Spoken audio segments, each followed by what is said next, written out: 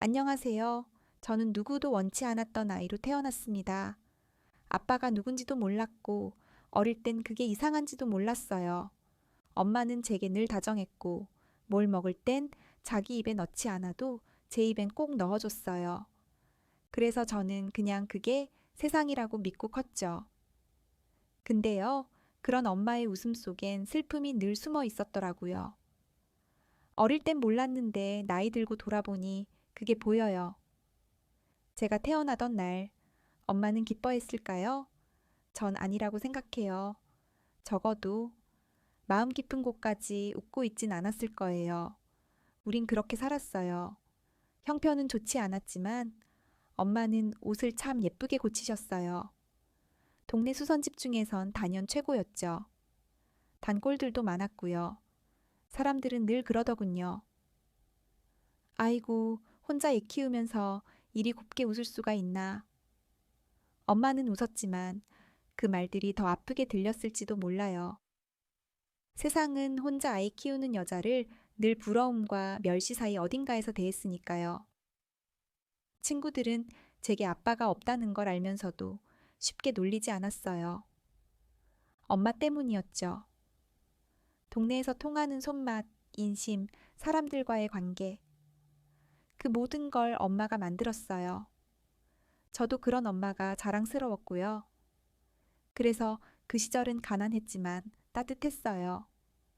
단칸방 수선집에서 바느질 소리 들으며 자던 기억, 고단한 하루 끝에 엄마가 제 손을 꼭 잡고 웃어주던 밤들. 지금 생각해도 눈물 나게 그립습니다. 하지만 그런 일상도 오래가지 않았습니다. 제가 10살이 되던 해 우리의 모든 걸 앗아간 불이 났어요. 수선집이던 방도, 엄마와 나누던 웃음도, 고된 하루 끝에 비벼 먹던 고추장 밥도 그날 밤 모두 타버렸어요. 불길을 피해 나온 우리는 더 이상 갈 곳이 없었죠. 그때 엄마가 조용히 말하더군요. 서울로 가자. 네, 아빠 집이야. 처음 듣는 아빠 이야기였어요. 어릴 땐 왜 아빠가 없는지 묻지 않았거든요. 그냥 없는 거라고 생각했으니까요. 근데 엄마는 그날 처음으로 제게 그런 말을 했어요. 이상했어요. 그렇게 단호하던 사람이 그날따라 손을 벌벌 떨더군요. 서울에 도착한 날 비가 억수같이 쏟아졌어요. 장마철 특유의 꿉꿉하고 축축한 기운 속에서 엄마와 저는 양옥집 대문 앞에 섰죠. 저는 그 집이 제 집이 될지도 모른다고 생각했어요. 그런데 아무도 문을 열지 않았습니다. 모르는 사람이에요. 단 한마디, 그 말 한마디가 우리를 쫓아낸 거였죠. 저는 벌벌 떨었고 엄마는 제가 감기라도 들까봐 자기 옷을 벗어 제 위에 덮어주셨어요. 그 와중에도 저는 부끄럽게도 그 집 문이 다시 열릴지도 모른다는 기대를 했습니다. 어쩌면 드라마처럼 내가 너희 아빠다 하며 나타날지도 모른다고. 하지만 그런 일은 일어나지 않았어요. 그날 우리는 허름한 여관방에 짐을 풀었습니다. 바닥은 끈적했고 이불에서는 쉰내가 났어요. 벽엔 곰팡이 얼룩이 있었고 커튼은 빛도 못 막는 누런 천조각이었죠. 그 방에서 엄마는 시름시름 앓기 시작했어요. 비 때문이었을까요? 아니면 그날 들은 단 한마디가 엄마의 마음을 더 아프게 했던 걸까요? 밥은 없었습니다. 그나마 얻어먹은 김밥 몇 줄로 끼니를 때웠고 돈은 금방 바닥났죠. 물로 배를 채우며 며칠을 보냈어요. 엄마는 점점 말이 없어졌고 이마는 자주 뜨거웠어요. 병원에 가자고 하자 엄마는 고개를 저었어요. 돈이 없다는 걸 알았거든요.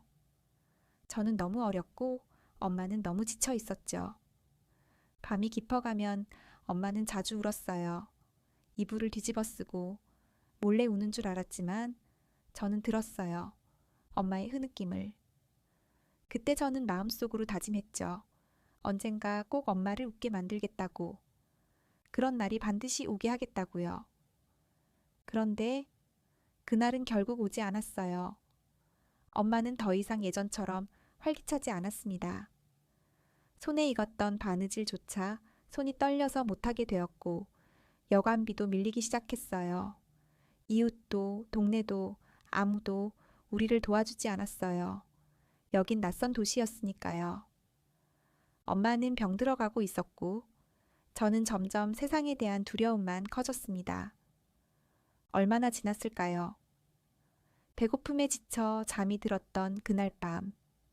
저는 이상하게도 자다 말고 눈이 떠졌어요. 허기가 지는 감각보다도 더 강하게 느껴진 건 제 곁에 누워있는 엄마의 몸에서 전해져 오는 이상한 열기였죠. 이마에 손을 올리자마자 깜짝 놀랐습니다. 불덩이 같다는 말, 그게 이런 거였을까요? 엄마는 흐느적거리며 의식 없이 잠든 듯 보였고 숨소리조차 이상하게 가빠져 있었어요. 겁이 났습니다. 너무 무서웠어요. 도저히 저 혼자서는 어떻게 할 수 없겠다는 생각에 저는 맨발로 여관 복도를 뛰쳐나가 여관 주인 아주머니를 찾았습니다. 다급하게 문을 두드리며 소리쳤어요. 제발요. 엄마가 아파요. 엄마가 지금 너무 아파요. 하지만 주인의 얼굴은 굳어 있었습니다. 이틀째 밀린 여관비 때문이었죠. 주인은 고개를 저으며 말했어요. 얘야, 병원은 돈 없인 못 가. 우린 장사하는 입장이야. 그 말을 듣는 순간 가슴이 찢어지는 것 같았어요. 전 무릎을 꿇고 손을 붙잡았어요. 저 나중에 꼭 갚을게요. 제가 커서 갚을게요. 제발, 제발 엄마 좀 살려주세요. 그렇게 애원하듯 울부짖다가 결국 여관 주인은 못 이긴 척 엄마를 이불째 안고 제 품에 안긴 채 택시에 태워주셨어요. 응급실로 가는 길, 엄마는 정신이 없는 채로 제 이름을 중얼거렸습니다. 뺨이 얼얼할 정도로 눈물이 쏟아졌어요. 엄마가 제 이름을 부른 게 처음이자 마지막이 될 거라는 걸 그때는 알지 못했죠. 병원에 도착했지만 모든 게 너무 빨리 흘러갔어요. 간호사는 저를 복도 의자에 앉히고 들어가지 못하게 했습니다. 안에서 의사 선생님들이 바쁘게 움직이는 모습이 유리문 너머로 보였고 심장이 미친 듯이 뛰었어요. 그런데 얼마 지나지 않아 의사 한 분이 나오시더니 저를 조용히 불러 세우셨죠. 너무 안타깝지만 마지막 인사를 할 수 있게 해줄게요. 순간 땅이 꺼졌습니다. 뭔가 잘못 들은 게 아닐까 싶었어요. 그렇게 곁에 두고 싶은 엄마인데 아무런 준비도 없이 보내야 한다니. 저는 발이 땅에 닿지 않는 기분으로 엄마가 누운 침상으로 걸어갔습니다. 얼굴이 창백해진 엄마는 눈을 감은 채였고 저는 작은 손으로 엄마의 손을 꼭 쥐고 속삭였습니다. 엄마, 나 무서워. 나 혼자 어떻게 살아? 엄마. 그렇게 엄마는 급성 폐렴으로 제 곁을 떠나버렸습니다. 아무런 유언도 없이 다시는 돌아올 수 없는 곳으로요.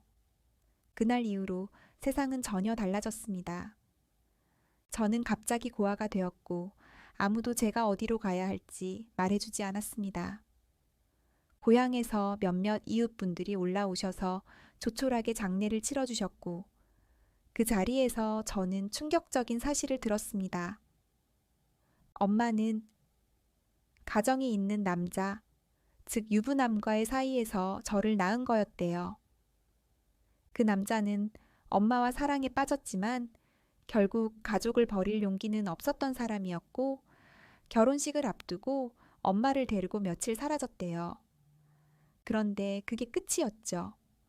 결혼식 날 아무런 말도 없이 엄마를 버리고 서울로 올라가 결혼을 강행했던 겁니다. 그때 문득 생각났어요. 엄마와 함께 비를 맞으며 서 있었던 그날. 차가운 빗줄기 속에서 문 앞을 붙들고 애원하던 엄마의 얼굴과 그 안에서 문을 열지 않던 누군가의 모습. 아, 그 집이었구나. 바로 그 사람이 내 아버지였구나. 어린 마음에 맹세했어요. 언젠가 다시 그 집을 찾아가 그 사람을 꼭 마주하겠다고. 그냥 복수하고 싶었습니다.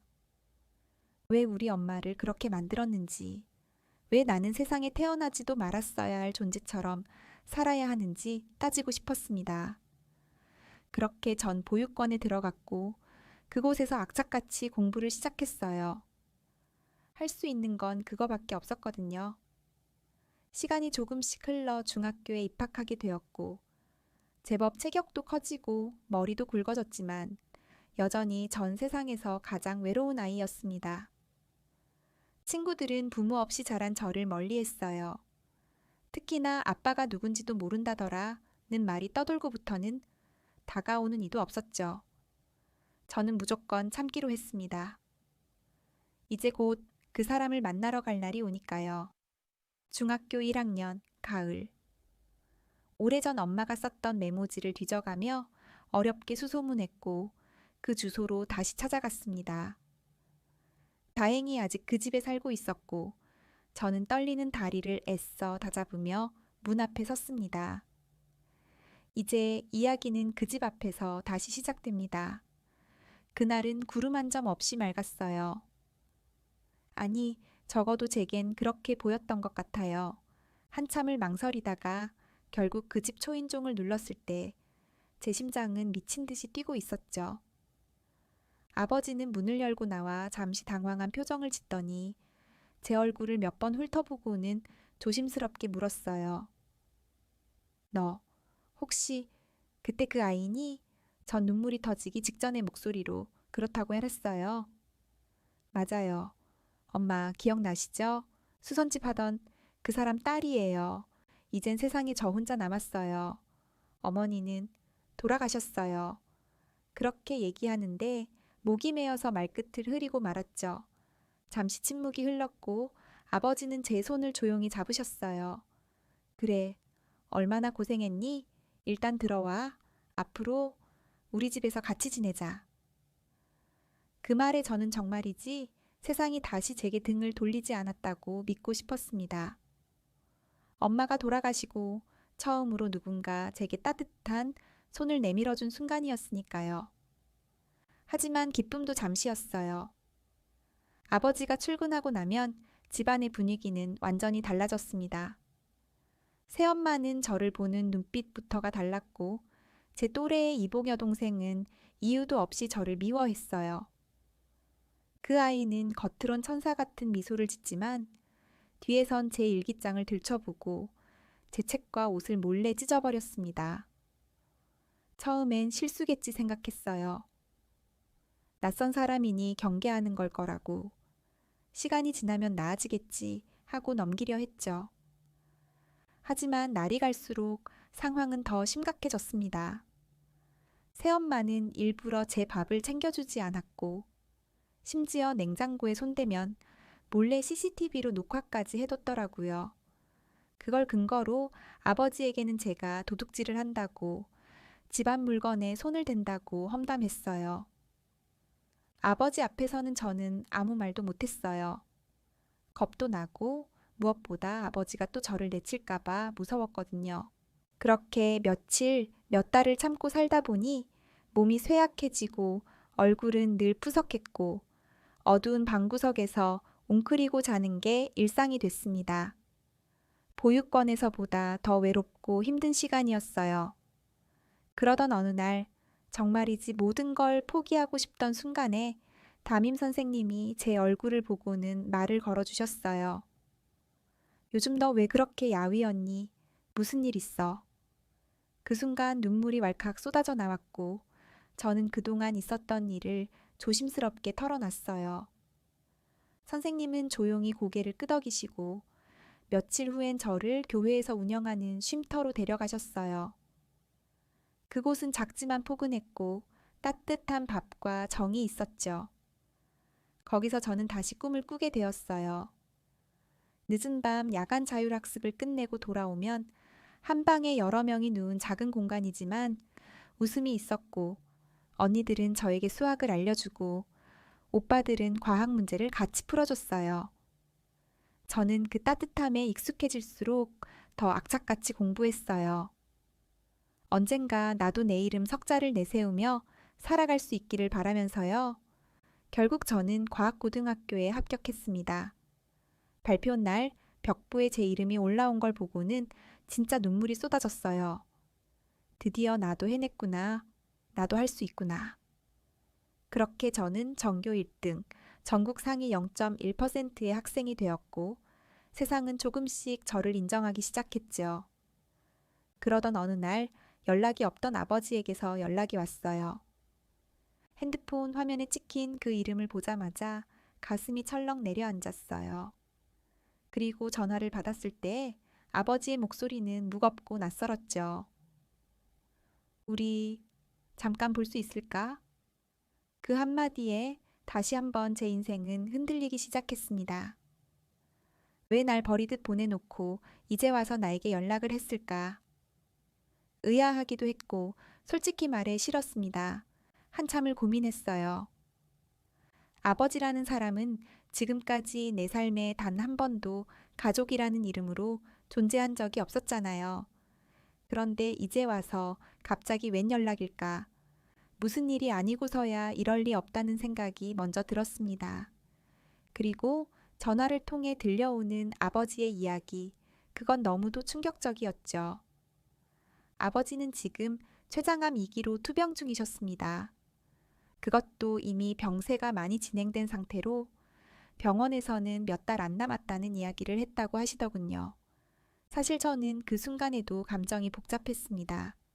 엄마가 그렇게 젊은 나이에 돌아가셨을 때에도 이 세상이 얼마나 잔인한지를 절절히 느꼈는데 이제는 그 형식상으로만 존재했던 아버지마저 나에게서 사라지려 한다는 사실이 도대체 나는 왜 이토록 떠나는 사람들 사이에서 살아남아야 하는 건지 원망과 자책이 한꺼번에 몰려왔습니다. 아버지는 절 보고 싶다고 했고 지금 아니면 다시는 얼굴을 볼 수 없을지도 모른다는 생각에 결국 병원으로 향했습니다. 침대에 누워 계신 아버지를 처음 봤을 때 순간 놀랐어요. 그렇게 건강하던 모습은 어디에도 없고 쇠약하고 말라붙은 얼굴만이 남아 있었죠. 손을 내밀며 정말 미안했다고, 너한테 너무 미안하다고 하시는데 전 그제야 느꼈어요. 핏줄이라는 게 뭔지, 왜 사람들은 그 끈을 쉽게 놓지 못하는지. 가슴속에 켜켜이 쌓여있던 원망이 눈물과 함께 스르륵 무너져 내렸습니다. 솔직히 말씀드리면 그날 저는 혼란스러웠습니다. 그토록 미워했던 사람이 이렇게 무력하고 연약한 모습으로 제 앞에 나타났고 말없이 제 손을 잡고 눈물을 흘리는 걸 보면서 내가 지난 세월 동안 품어왔던 증오와 분노가 도대체 누구를 위한 것이었는지 의문이 들었거든요. 어쩌면 아버지는 그때도 그리고 지금도 늘 무언가에 쫓기듯 살았던 건 아닐까. 무언가로부터 도망치듯 나를 외면했던 게 아닐까. 그 생각이 드니까 참을 수 없이 슬펐어요. 그렇게 마음이 조금씩 누그러지던 찰나 또 한 번의 충격적인 이야기를 듣게 되었습니다. 제가 아버지를 찾아오기 전까지 단 한 번도 새엄마나 이복동생들이 병실을 찾은 적이 없다는 거예요. 당연히 무슨 사정이 있겠지 하고 넘기려 했는데 알고 보니 이 사람들 말 그대로 아버지가 병에 걸리자마자 모든 재산을 챙겨 도망치듯 다른 도시로 떠나버렸다는 겁니다. 그 말을 들으니 제 손끝이 떨리더군요. 의사 선생님 말로는 앞으로 몇 달 정도밖에 남지 않았다고 했는데 그 모든 상황을 알면서도 자신들이 챙길 것만 챙기고 아픈 아버지를 버리고 도망친 사람들. 도대체 어떻게 사람의 탈을 쓰고 그런 짓을 할 수가 있나요? 물론 저 역시 아버지에게 상처받았고 오래도록 원망해 왔지만 그래도 그건 그 사람의 존재 자체를 부정한 적은 없었어요. 아버지란 이유 하나로 늘 증오하면서도 마음 한구석에 그림자처럼 남아 있었거든요. 그런데 이 사람들은 달랐습니다. 도대체 이 집에서 무슨 일이 있었는지, 어떻게 저런 사람들과 한 집에 살 수 있었는지, 이제야 모든 게 이해가 됐어요. 제가 왜 그 집에서 버틸 수 없었는지, 왜 새엄마와 이복동생들이 날 그렇게 미워했는지. 이유는 단 하나였습니다. 그 사람들은 처음부터 끝까지 아버지의 돈만을 바라보고 있었던 겁니다. 그리고 병든 아버지는 더 이상 필요 없는 존재였겠죠. 아버지는 그 사실을 알고도 조용히 눈을 감고 계셨습니다. 뭐라 하시지도 않고 다만 그 아이들은 내 실수였다고 그렇게 말씀하셨죠. 그 순간 저는 아버지를 위해, 아니, 제 자신을 위해서라도 마지막으로 뭔가를 해드려야겠다고 결심했습니다. 아버지를 다시는 외롭게 보내드리지 않겠다고. 세상이 아버지를 어떻게 기억하든 저는 그렇게 두지 않겠다고요. 비록 너무 늦은 화해일지라도 그 짧은 시간 동안만큼은 정말 딸이라는 이름으로 남아드리고 싶었습니다. 그게 제가 할 수 있는 마지막 용서였고 제 인생에 있어서도 아주 중요한 전환점이었습니다. 학교는 휴학을 했습니다. 책가방은 구석에 던져두고 하루 종일 병원에 있었습니다. 처음엔 낯설고 어색했던 병원 특유의 소독약 냄새도 어느샌가 익숙해졌습니다. 링거 꽂힌 아버지의 손을 잡고 밤새도록 손수건으로 땀을 닦아내며 저는 그렇게 하루하루를 버텼죠. 대소변을 받아내고 식사도 직접 떠먹여 드리며 가래를 토하실 땐 등도 두드려 드렸습니다. 저는 그 모든 순간이 딸로서 내가 할 수 있는 유일한 보답이라고 믿고 싶었습니다. 한편으론 그 인간들, 새엄마와 이복동생들에 대한 분노도 사그라들지 않았습니다. 국선 변호사를 통해 겨우겨우 법적 대응을 시작했지만 어른들의 세계는 그렇게 쉽게 움직여주지 않더군요. 법은 절차를 따지지 정의를 보장하지는 않았습니다. 아버지의 재산이 어디로 흘러들어갔는지도 아직 다 밝혀지지 않았는데 변호사님은 자꾸 증거가 부족하다고만 하셨습니다. 저는 증인이 없다는 게 이렇게 무력한 일이라는 걸 처음 알았습니다. 사실 알고 있었어요.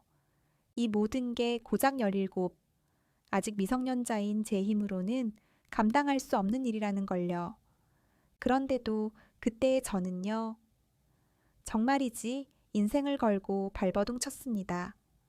아버지를 살리고 싶다는 간절함 하나로, 그리고 가족이라는 이름을 또다시 잃고 싶지 않다는 절박함으로 하루하루를 견뎌냈어요.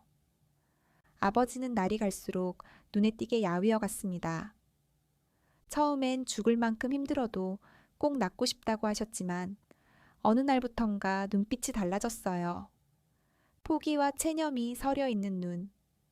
가끔은 저를 보며 아빠가 너무 못난 아빠여서 미안하다 라고 말씀하셨는데 그 말 들을 때마다 제 심장은 바늘로 꿰매듯 찢어졌습니다. 그러던 어느 날 아버지는 갑자기 고열로 쓰러졌고 중환자실로 옮겨졌습니다. 간호사들이 바삐 움직였고 의사 선생님은 가족을 불러야 할 것 같다고 했습니다. 전 아버지의 손을 붙잡고 수없이 불러봤어요. 아빠, 가지 마세요. 아직 저 혼자예요. 아빠가 가면 전 진짜 아무도 없단 말이에요. 하지만 아버지는 결국 떠나셨습니다.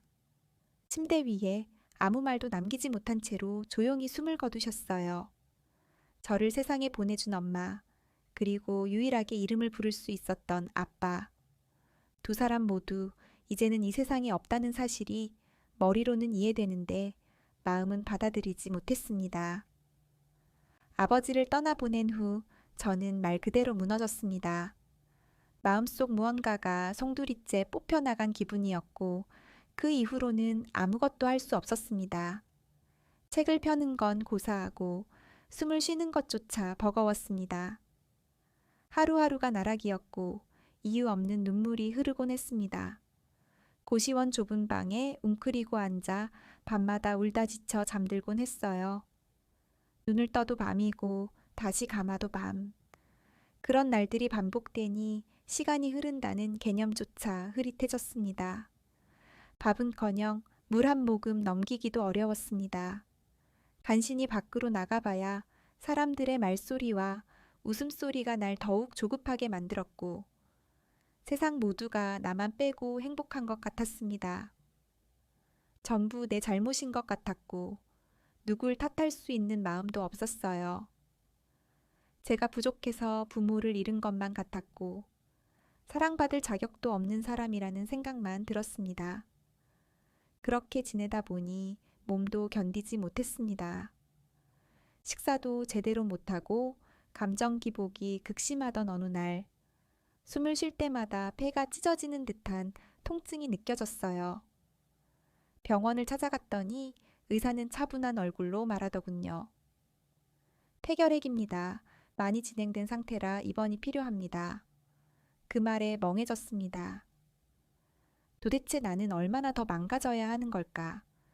이대로 사라져도 괜찮지 않을까? 그런 생각도 했습니다. 그런 저에게 기적처럼 손을 내민 사람이 있었습니다. 고등학교 1학년 때 담임 선생님이었어요. 중학교 이후로도 늘 따뜻한 눈으로 저를 봐주시고 가능성을 믿어주시던 분이셨습니다. 그날도 고시원으로 직접 찾아오셔서 저를 껴안아 주셨습니다. 넌 이런 데서 살 아이가 아니야. 네가 얼마나 단단한 아이인지 내가 누구보다 잘 안다. 절대 이렇게 끝나면 안 돼. 그 말에 참았던 눈물이 또 쏟아졌습니다. 아무도 나를 찾아오지 않았고, 아무도 내가 어디에 있는지 궁금해하지 않던 세상 속에서 누군가가 나를 찾아와 준 그 사실 하나만으로도 숨이 트이는 기분이었습니다. 선생님은 병원비도 지원해 주시고 교육청과 학교의 장학금 신청도 해주셨습니다. 한 번만 더 해보자. 정말 안 되겠으면 그때 포기해도 돼. 근데 너는 아직 시작도 제대로 안 했잖니. 그 한마디가 심장에 그대로 꽂혔습니다. 저는 그렇게 병원에 입원해서 폐결핵 치료를 받기 시작했습니다. 초반에는 모든 게 버겁고 회복할 자신도 없었지만 하루하루 복도를 걷는 연습을 하며 몸도 마음도 조금씩 회복되었어요. 입맛이 없던 저도 밥을 한 숟갈, 두 숟갈 떠먹기 시작했고 기운이 생기자 마음속 절망도 희미해지기 시작했습니다. 치료가 끝나고 퇴원하던 날 햇살이 눈부시게 따뜻했어요. 병실 창문 너머로 보이던 그 빛과는 달랐습니다. 그건 정말 살아있다는 느낌이었습니다. 그 길로 고시원을 정리하고 선생님 덕분에 학교 기숙사에 입소할 수 있었습니다. 다른 친구들은 여느 학생들처럼 웃고 떠들고 학교 생활을 즐겼지만 저는 달랐습니다. 그 시기부터 제 하루는 정말 1분 1초가 전쟁이었습니다. 먹는 시간, 자는 시간을 줄이면서 오로지 공부만 했습니다. 복도 불빛 아래서 책을 펴고 아무도 없는 교실에서 혼자 문제를 풀었습니다. 그렇게 집중했던 이유는 하나였습니다. 다시는 무너지고 싶지 않았습니다. 어떤 고통이 닥쳐와도 그걸 이길 수 있는 내가 되고 싶었습니다. 그렇게 저는 제가 원하고 바랐던 의대에 합격을 했고 지금은 외과 전공의로서 매일 생사의 갈림길에 선 환자들과 마주하며 살아가고 있습니다. 가운을 입고 수술대에 서 있는 제 모습이 어린 시절 그 낡은 여간방에서 비 맞은 엄마 품에 안겨 오들오들 떨던 그 아이와 같은 사람이라는 게 가끔은 스스로도 믿기지 않아요. 사람 인생이라는 게 이렇게 달라질 수도 있다는 걸 저는 제 몸으로 겪으며 살아왔습니다. 다만 이 모든 여정의 끝자락에 제가 서 있을 수 있었던 건 피 한 방울 섞이지 않은 사람들의 손길이 있었기 때문이었죠. 오히려 가족이라고 불러야 할 사람들로부터는 받은 상처만 남았는데 생판남이었던 사람들이 제 인생의 길을 밝혀준 거예요. 참 아이러니하죠. 혈연이라는 게 전부일 줄 알았는데 결국 마음이 닿는 사람들이 진짜 가족이라는 걸 깨달은 겁니다. 제게 도움을 주셨던 분들, 선생님, 교회분들, 쉼터의 언니 오빠들, 그 모든 손길이 없었다면 저는 아마 이 세상 어디에도 없었을 겁니다. 단순히 의사가 되었기 때문이 아니라 사람답게 살아남을 수 있었던 이유였어요. 그런 제게 누군가 그 가족 아닌 사람들은 지금 뭐 하고 있냐고 묻는다면 전 차분하게 대답할 수 있습니다. 결국 그들의 삶은 그들의 선택대로 흘러갔고 지금은 그 대가를 치르며 살고 있다고요. 그 일 역시 그때 그 선생님의 지혜로 시작된 일이었습니다.